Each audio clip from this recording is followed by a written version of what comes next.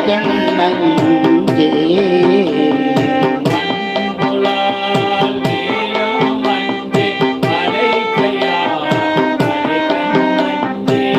என்பிலாம் உருவி நோக்கி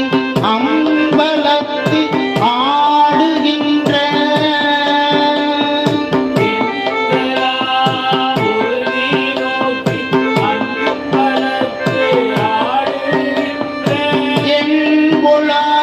மணியை ஏற்றி இன்னருள் பருகமாட்டா